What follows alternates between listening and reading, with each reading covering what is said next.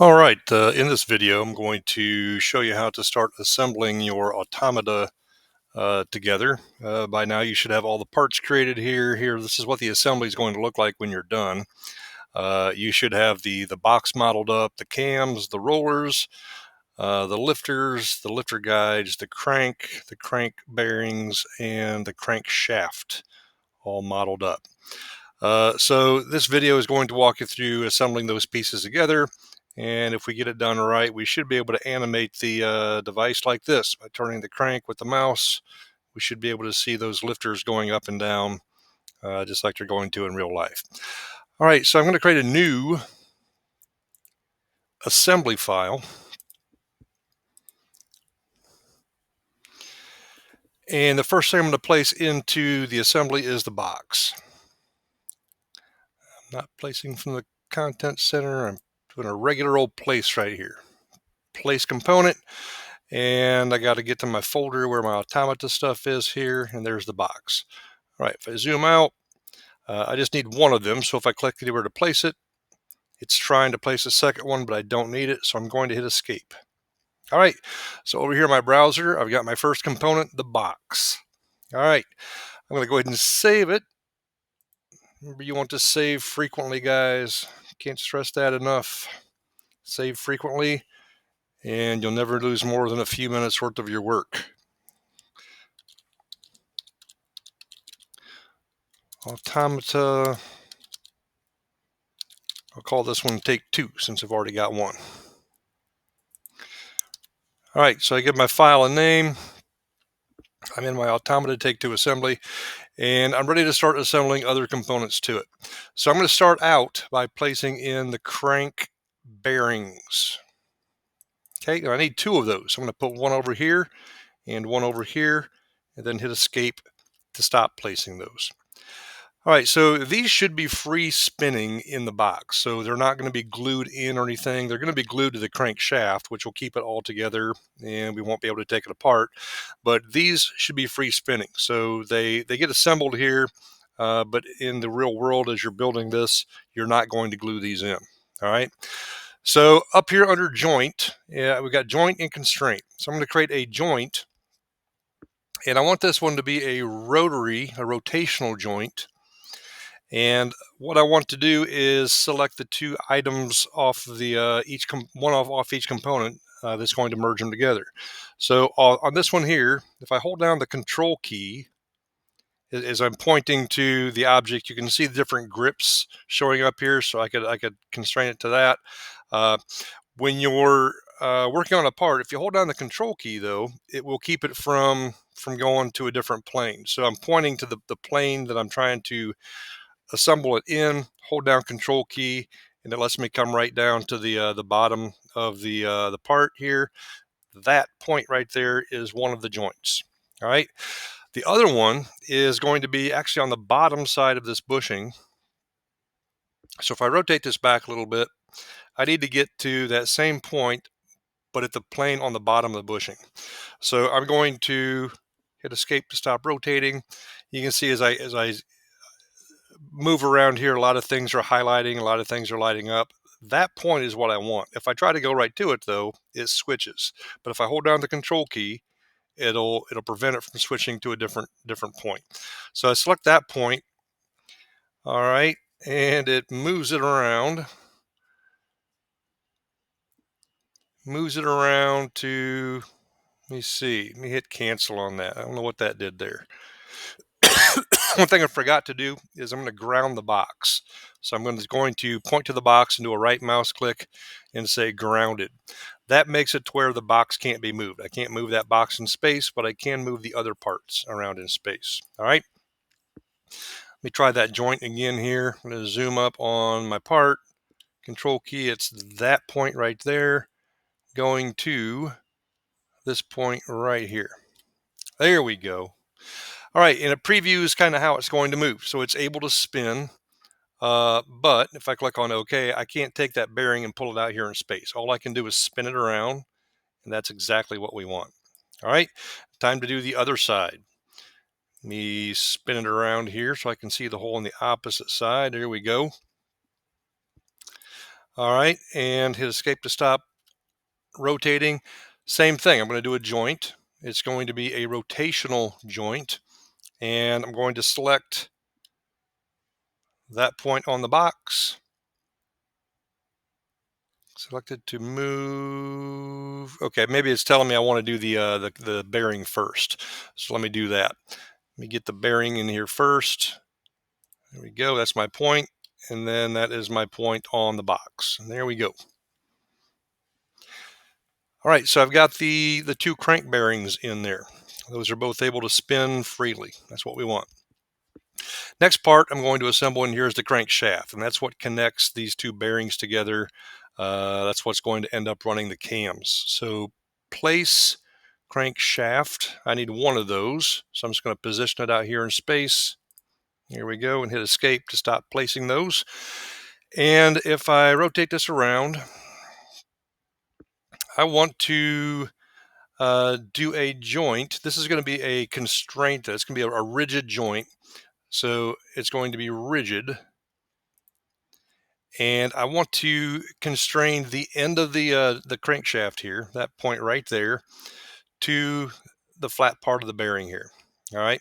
So if I hold down the control key, get it there, hold down the control key so it doesn't move on me. That's where I want to go to. And then on the bearing itself, holding down the control key, I can go to the middle. All right. So it's flipped the wrong direction though. So I want to actually flip that around to the other side. So I'm going to click on invert alignment. That didn't do it. Let's try connect. There we go.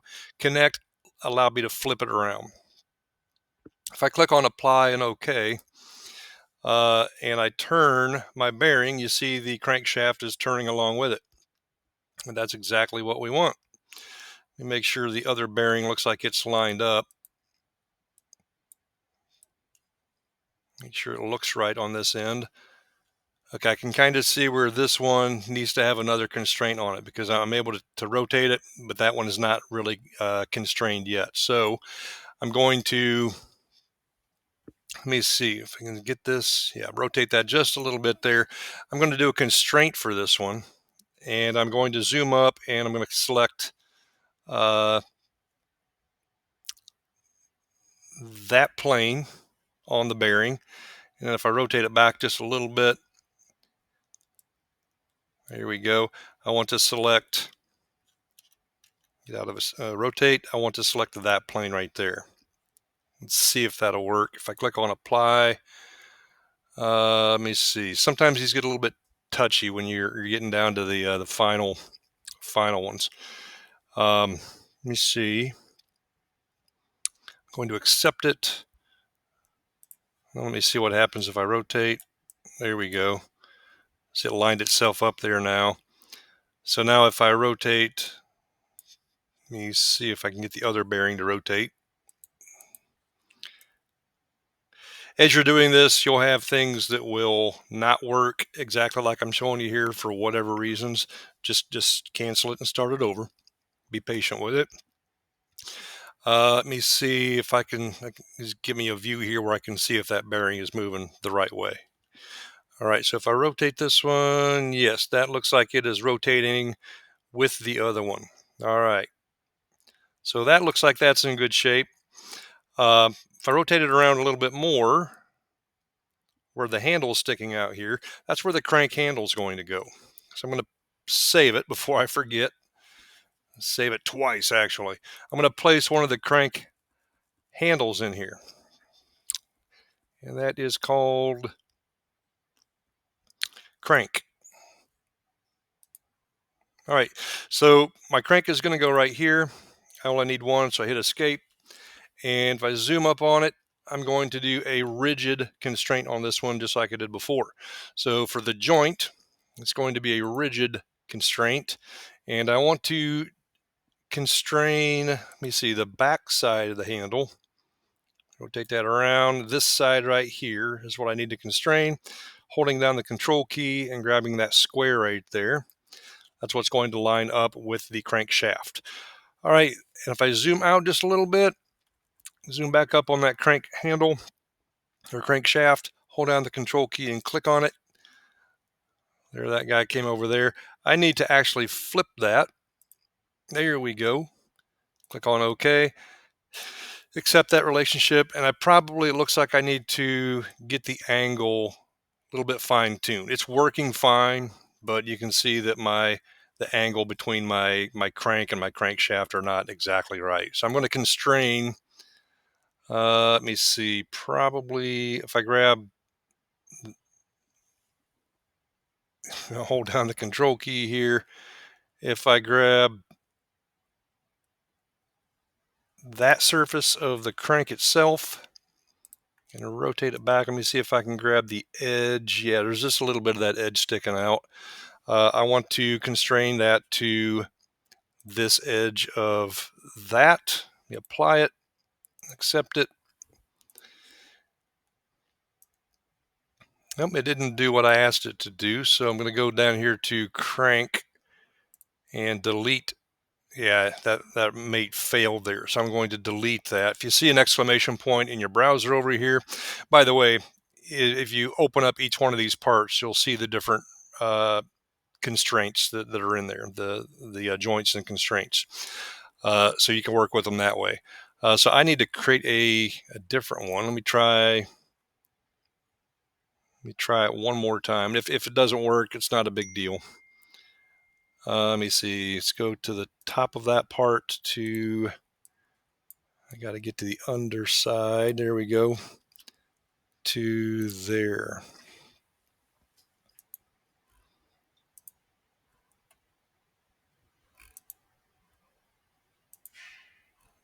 Okay, it's not acting like it's wanting to cooperate, which is not a big deal. I could spend some more time on here and get it exactly perfect, but it's working fine. And in the real world, when we assemble it, it's going to be squared right on there. So don't worry about that too much at this point. We want to make sure that we get through the assembly here. All right, so I'm going to save it again.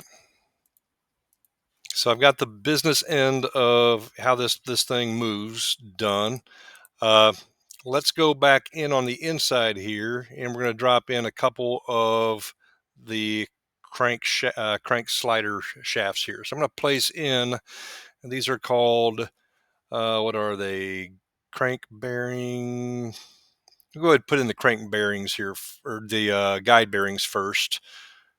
Okay, so I need two of them. So I'm going to place one here and one here. Hit escape to stop placing those. And these should be rigid. These should not turn at all. When we assemble it in the real world, they're going to be glued in place. So I'm going to do a joint, make sure it's set to rigid. And I want to go from holding down the control key. I want to go from that hole. Actually, it's telling me again, I want to start with my bearing up here since that's not grounded. So let me go ahead and grab that part first. You rotate it back up underneath. And what I want to grab is this surface here, the little flat surface that it's going to sit on, the center point of that. So if I hold down the control key and grab that point right there, and then rotate it around so I can see the top of the hole. All right. Hit escape, and then holding down the control key, grab that point. All right. When it vibrates like that and it doesn't spin, it means it's a rigid joint. It's not going to move at all. So I'm going to click on OK and accept that relationship. It says it conflicts, but I don't see how it would be. So I'm just going to go ahead and click on OK. And I'm going to do the same thing on the other one. So I wanted to create a rigid joint on the bottom side of this one. I point to the surface that I'm trying to go, hold down control, and it lets me come over here and grab that point. And then I'll rotate it back around again to see that hole. All right, hit escape to stop rotating, hold down the control key and click on that. All right, so I've got both of those, accept those again. So I've got both of those in there and I cannot move them. I can't rotate them. I can't move them out of position. That's what they need to be. So I'm going to save it.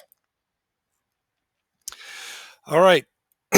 Next, I need to get those lifter dowels in there. So I'm going to place in there, what are those called? Crank bearing, crankshaft. We've got lifters, that's what they're called. I need 2 of those. I'm going to pop them in right there and hit escape.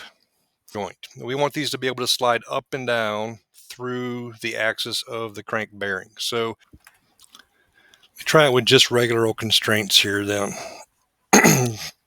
More than one way to do it. I'm going to align that surface to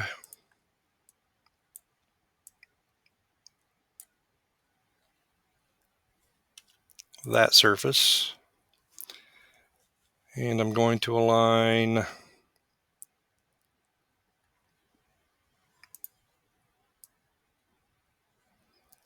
let's say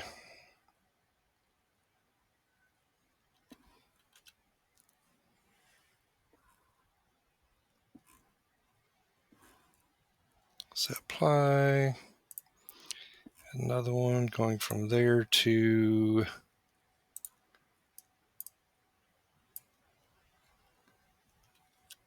there. There should be a 0 offset.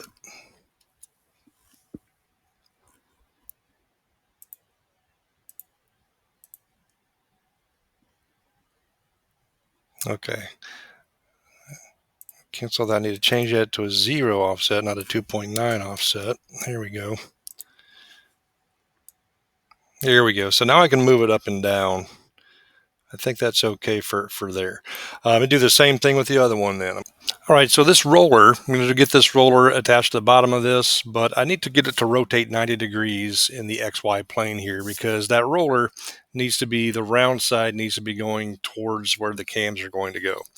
So let me add a constraint and I'll choose, let me see, that backside there. For this, I need to choose a side so that I get it to rotate 90 degrees. So I'm going to choose that side right there. There we go. So we got it oriented the right direction, and it's okay in that direction there. Accept it. I want to add another constraint to go from that edge to rotate this around again. See if I can look through the window I've conveniently got in there. There we go, to that edge. All right. And then I also, so now it's able to move this direction. I need to mate it from there to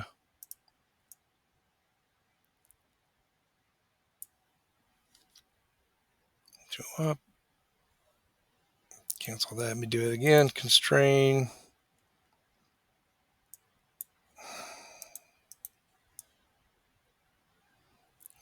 There it is. Pull that guy down. All right. Constrain from the bottom of that to the bottom of that with the 0 offset. Okay. Let me see. Let me see if it's working here. Yes. So I'm able to move the lifter, which should move, and that roller stays right there with it. So I'm going to do the same thing on the other one. All right, next, we got to get our cams in there. So I'm going to go ahead and bring in a couple of cams, pair cams. Need one there and one there. All right. So for this, I'm going to do a constraint from the face. Hold down the control key to get to the hole there.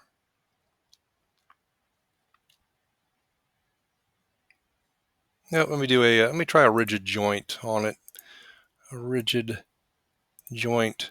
There we go. From there to, and for this one, we'll go to the end of the, there we go. And I want to have an offset of, make C, okay, so I want to go negative 2.25, 0.5, -3. -3 looks pretty good. -3 looks like it's got it centered up. We can go a little bit less than that, maybe 2.75, 2.88. Okay, that's pretty good. So I'm going to go ahead and leave it like that. Click on apply and OK. You rotate this and see if when I rotate the crank, yes, it is moving. All right, so then the constraint for adding a to where the roller follows the cam is, let me see, it's a joint.